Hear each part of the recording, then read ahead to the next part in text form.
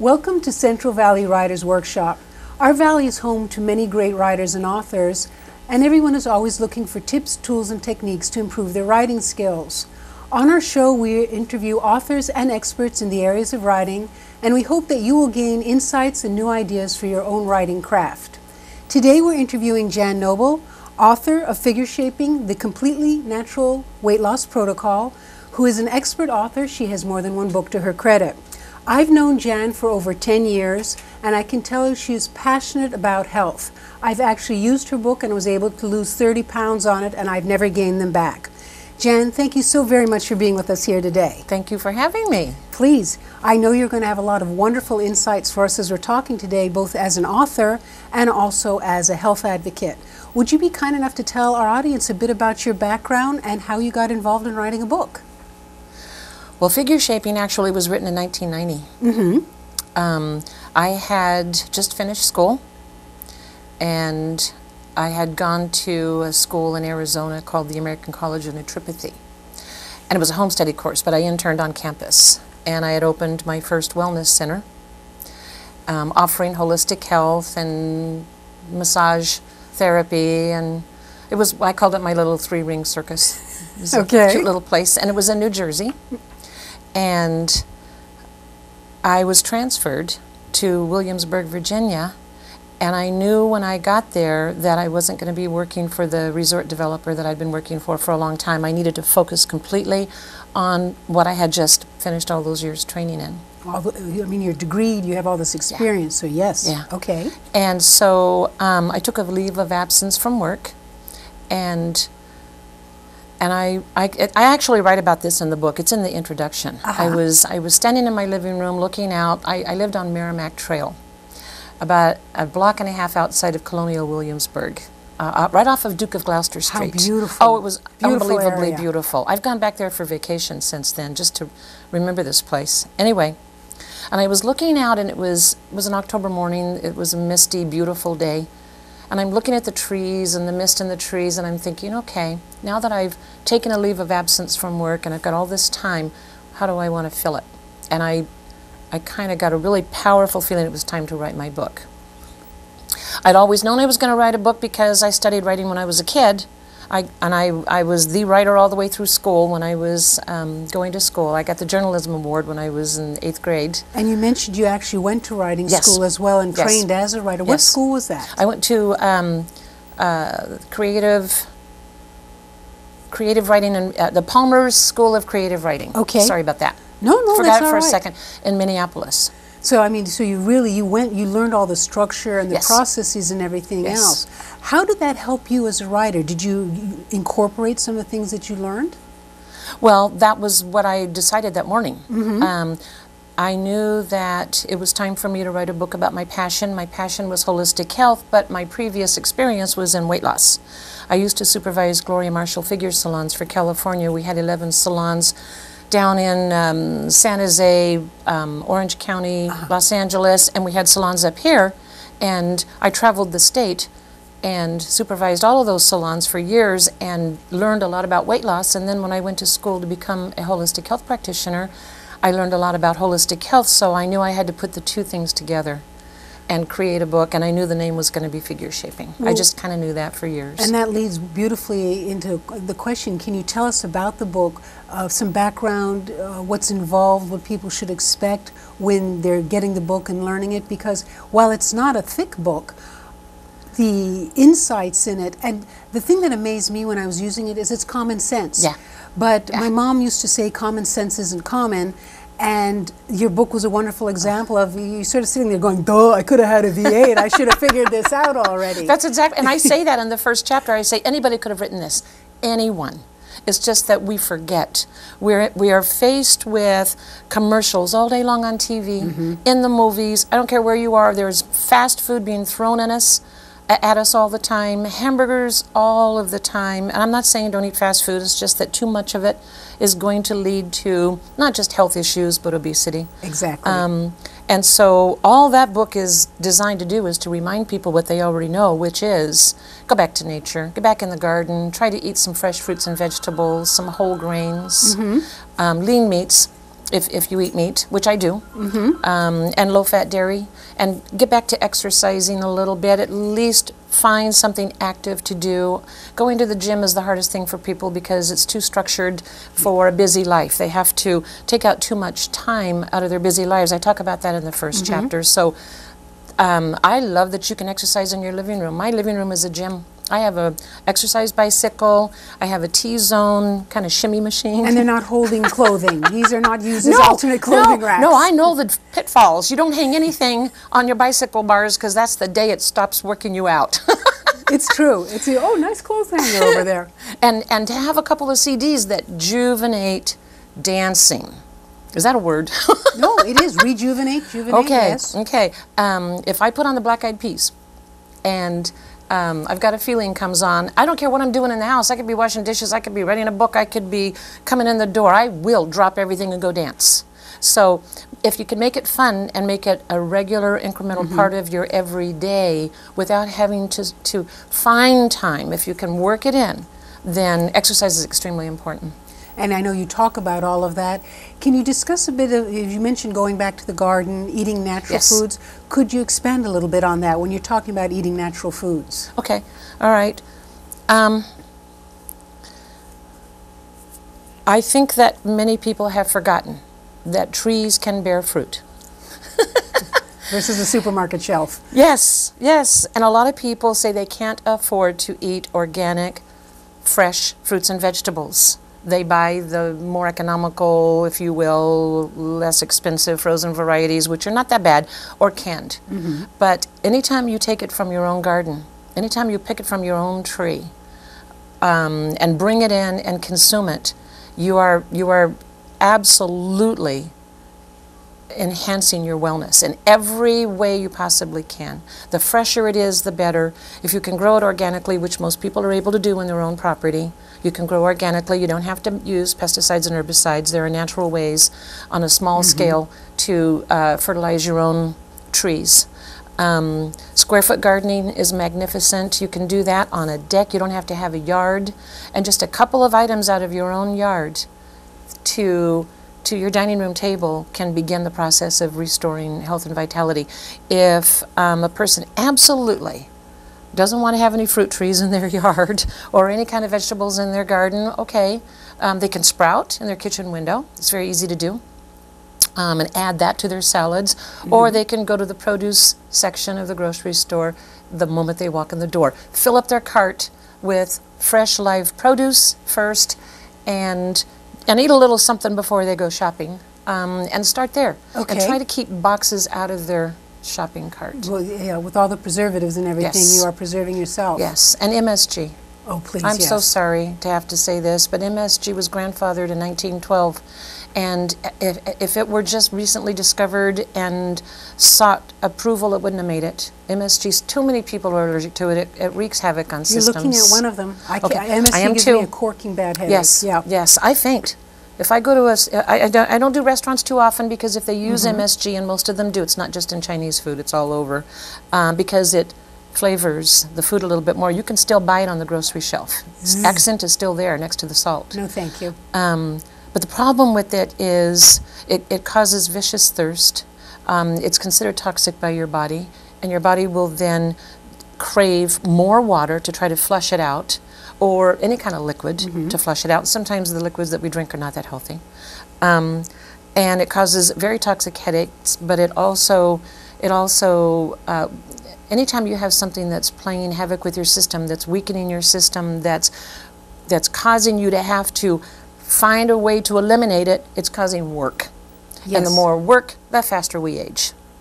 So, and the less we are able to resist what we really should be resisting all of the time, which is any kind of pathogen. Exactly. So it just causes too much work on the system. Exactly. If I eat in a restaurant that uses MSG, I have been known to faint before I even get out the door.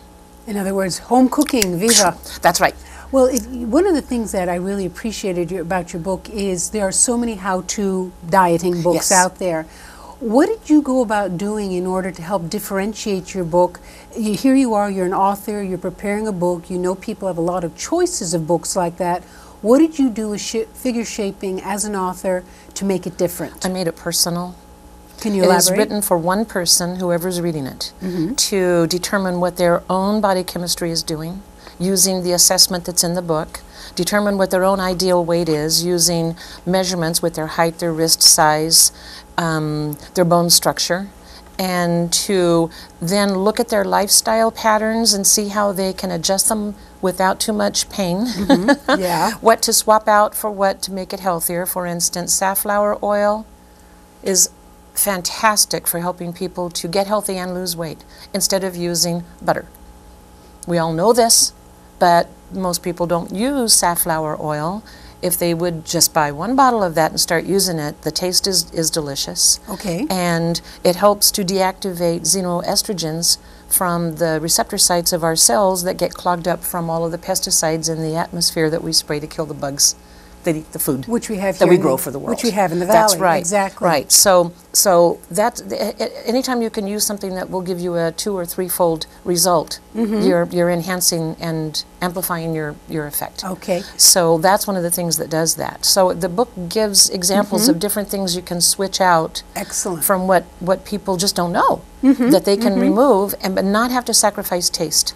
Now, And it's easy. again, as an author, one of the things that I think was very important in what you did is that you organize the book. Yes. So you don't just sit there and start scribbling and hope for the best. Right. Can you share with our viewers, from an author's standpoint, what are some of the important characteristics you feel make a how-to book, a how-to diet book in this case, interesting enough that they want to keep reading and learning more? Well, for one thing, it's only 73 pages. It's in very, very simple terms. It's very colloquial. Very personal too, you had Yes, said. yes. And you can sit down and read that book in an hour and a half. Something about just reading the book helps to bring back the memory of what it is that we need to do in order to enhance our wellness. Something about just reading the pages. I'm not sure how that works. It's an energy thing, I think. But every time I read that book, which I don't do very often because I'm really busy, but when I do, I drop 2 pounds. It is weird.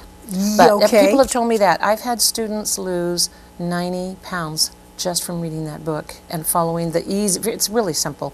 I tell people, take it to the restaurant with you if you need, and just use it, just pull it out. It fits in the side of the purse. I did that on purpose. So you can take it out and just open a page, and there'll be a message there probably that'll help you to resist, because when hunger hits, all common sense goes out the window. Munch, munch, munch. The body's craving fat, the body's craving sugar for a lot of reasons. If it's not properly balanced, if it's nutritionally not sound, it's going to crave those things. So the book teaches you how to balance your body chemistry using natural foods, herbs, spices in your own kitchen, and recommends a little bit of supplementation in areas where you might be deficient based on symptomology, and then very simply eases back into your lifestyle, because it's not a diet, it's a lifestyle. Eases back into your lifestyle simple things that you can do that can actually result in a phenomenal weight loss. Okay. Again, so it sounds like you organize it personal, easy to read, it's short, it's common sense. Are there any other writing tools and techniques you used when you were preparing it that you felt would help make the book more engaging? Just mostly telling my stories. Okay. It's actually a story. Okay. Most of my work is. I didn't really formulate an outline as I was trained. Yep. With this one, because it was already in there. It was already formed as an outline because I waited years before putting it together, and it just kind of flowed. This book actually just flowed. You were fluent in it, so I think that's also an advantage. One of the things I felt was a very strong point about your book is you have a lot of excellent endorsements. And I often have writers ask me, how do I go about getting believable, not only believable endorsements, but endorsements that really bring value to the book? How did you go about getting endorsements, and what advice do you have for writers in doing that? Oh, okay. I don't endorse something unless I'm very, very well versed with it. I have to use it myself. I have to be, excuse me, I need to be a testament to what I'm endorsing. So I believe in this book I endorsed a couple of companies that provide superior products as far as supplements, nutrients to help alkalize the body. I don't really endorse brands of foods, that type of thing, but companies that provide really healthy nutrients at a lot less cost than you would think. And how did you get endorsements? Because you have endorsements. People endorsed your book. I went to Amazon and I read a lot of the reviews and everything. Yeah. And so the people basically said, and you have them quoted. How did you get people to do that?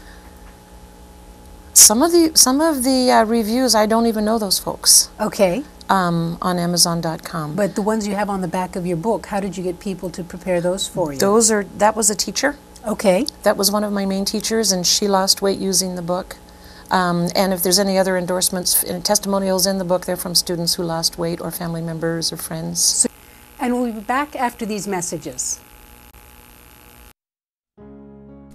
Quality, experience, integrity. Countryman's Village Jewelers, in business over 40 years, exemplifies these characteristics with timeless classics to custom designs. Countryman's Village Jewelers features gifts for this holiday season at under $100. Countryman's Village Jewelers in McHenry Village, the jeweler you can trust.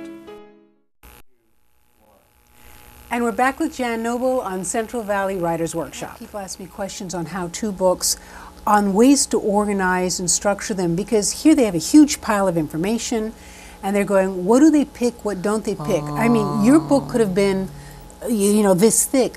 What were the processes you used to go through it?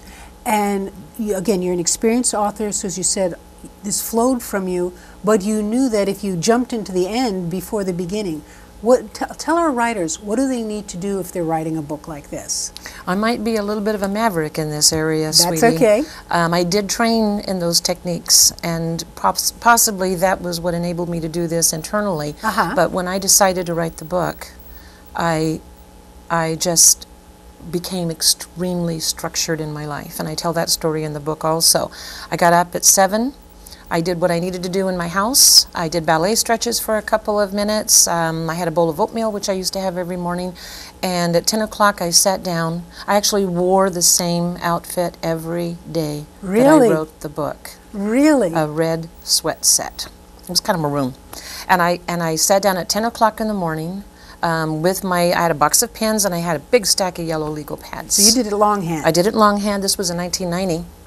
And I started with the first word, and I wrote for 6 months like that, from 10 a.m. to 7 p.m. every day. I didn't stop for anything. The doorbell didn't ring, the phone didn't ring, I was not interrupted. And I wrote all the way through, actually for 3 months, and then I went back to work, and then I wrote I was a loan officer for resort property, and in between title settlements, I would go into the lounge and write in between. But that book wrote itself. It just flowed. It just flowed, and I've never been allowed to change a word. Every time I try to change something, I just get a really powerful feeling, don't change that. I did add a chapter to it in 2007 when I decided to finally publish it. I didn't publish it in 1990. I just wrote it and put it away. So you mean that book was parked? I didn't realize that, because In you longhand. mentioned it. So it's been So what motivated you to decide to bring it out as an actual published book? Well, wrote it in 90. In 93, a dear friend of mine in Brigantine, New Jersey, where I used to live, was a publisher of the newspaper, and asked me if he could insert my book in increments. We called it For Your Own Good. So for a full year, another piece was in the newspaper. Serialized? All the way through, yeah. And that put it into a typed format, because I didn't. And so now I have the whole thing, you know, all typed up, nice and pretty. And then I came home in 94, came back here in 94, and events led to my opening the school. In 96, I opened the center first before I opened the school. When I opened the school in 1998, I knew right away that that book was meant to be part of the curriculum of the school. That's why I wrote it in the first place 7 years earlier. So, or 8 years actually, I opened the school in 98. So, I gave it to the students as part of the curriculum in a course called Chemistry of Man, but I still didn't publish it. So it was still manuscript form? Yes. And so that went on for a few years, and then new things came and replaced it, and it got lost in obscurity in the back of my office, and I totally forgot about it. And then one day in 2007, 10 years later, I had a dream and I was told, publish your book in the dream. And I jumped up and I said, what book? What are you talking about? What book? And then I realized, oh, wait a minute, I wrote a book. So I went to the school. I got dressed and I went to the school and I went through my old files and I found an old copy. It was really, really poor quality. The typos were terrible. And I took it home and I spent 6 months redoing it with a new format, So new go font. editing, cleaning. Yes, yes. And then I added a new chapter covering nutriescience, which I developed over the last 10 years, and added that to the back end of the book. So it came forward because everything that's in there is time-honored stuff. Well, you mentioned you went back, you cleaned it up. You're writing about personal experiences. As you said, you brought a personal story. One of the things I often hear is, well, I can't edit my own work. I don't, because it's personal. How do I remove things that are personal? You spent 6 months writing this, now you go back and you're editing it years later. How do you divorce yourself from the emotional aspect of your book and start editing it and honing it back so it'll pull the readers along? That's a very good question. You're welcome. We try. I have no idea. I think because I've been in front of groups of people for so long teaching classes, and I've learned how to weave my stories into those to use them for learning experiences, that's what they're always about. I don't think I inserted a lot of emotional aspects that I would want to remove. Okay. It's mostly about my own personal experience, because if I can't experience it, live it, taste it, breathe it, touch it, feel it, all of that, I'm not going to ask somebody else to do it. So that's why I share my stories. So in a way, you're very in my classic. You are writing about what you know. Uh-huh. You are writing about what you've experienced. Would you say that's part of what creates the momentum for your book? Because again, we interviewed an author, and she told me one of her techniques for a story. She would end the chapter almost with a question or partway through, so that you wanted to go to the next chapter and read it. I did that with another book. Okay. But now here, do you think people read forward because they want to learn the next steps, correct? Right. I did that with this book too, only because each chapter led to the next chapter. Okay. So it was a natural flow on that one? Yes, it's a step-by-step process. Okay. And you have to finish step 1 before you go to step 2. So there is a formula. Okay. One of the things, again, you're published now, I hear, is what are the pitfalls of trying to get published? You are out there, you have met with publishers. Can you share some advice and counsel on things that aspiring writers should watch out for, things they should or should not do when they're pursuing getting published? There was a maze of agents and publishers when I first went online to see where to send this thing. Uh-huh. And one just kept standing out. And so I submitted the idea and one chapter to them, and they picked it up right away. So I just kind of pushed that whole maze thing away and listened to my instinct. Mm-hmm. And I think that was a good choice. I don't know if I'll ever republish it. They do a really good job for me. But as far as marketing it, there's a story in the book about how I wrote the book. And briefly, if you'd like me to tell you that story, I will. Sure, go ahead. Okay, great. The school I went to in Arizona was founded by a gentleman named Gary Martin. He's a chiropractor, and he put together a holistic curriculum with Bernard Jensen, who's the father of holistic health in America. He's now passed away, but Bernard Jensen was the founder of the Hidden Valley Ranch in Escondido, and he trained so many people. He's a brilliant, brilliant holistic master. Well, they put together this curriculum and opened their school, and it was called the American College of Naturopathy in Scottsdale, Arizona. Okay. I went to this school, and when I was done, this was after I had already supervised Gloria Marshall figure salons. After it was done, I moved to New Jersey, and I opened a wellness center. And I combined what I had learned from Gloria's protocol with what I learned from the school, and I created the weight loss program called Figure Shaping. And one day, Dr. Martin called me and asked me why I ordered so many of the products from their product line, because they had developed their own product line, because everything else had too many pollutants in it, so they did a pure product line. he called and asked me why I ordered so many of just 3 or 4 different items and nothing else. And I said, well, I have a weight loss program, and I use your supplements to help my patients lose weight. And he said, can you tell me about it? So I did. I sat down on the floor, and I was eating lunch and spent an hour and a half explaining how the whole thing worked to him. When I was done, he said, I love this idea. Is it okay if I offer it to our other students? And I said, absolutely. So he said, what do you think we should call it? And I said, you know, I always like the term Weight Watchers. And he said, then let's call it Health Watchers. So I said, great. So a few days later, I got a newsletter from the school with the entire program, because we sat down and I told them everything, what to use for what, and it gave me credit, and it was announcing the new line called Health Watchers from very cool, from his school. So this went on for several years. I never asked for any royalties. I had a feeling that I shouldn't do that. And that was in '89. In 1994, I came home to California because my mom was very ill, and cared for her for a while. She actually went on the program and recovered, by the way. And then I decided I'm not moving back east again. I'm going to stay here. I opened a wellness center here in Modesto. It was called the Holistic Life Center, down on 15th and G. That's where we first met. Yes, yes, right near A&W. And I was working there for a year almost, counseling, wellness sessions from 8 o'clock in the morning till 11 o'clock at night. I was a vegan back then. I would drive home from work at 11 o'clock all the way down McHenry Avenue to Standerford, and the only thing open to get anything to eat was Taco Bell, so I would get beans and rice, go home, have that, go to bed, get up in the morning, come back and do it all over again.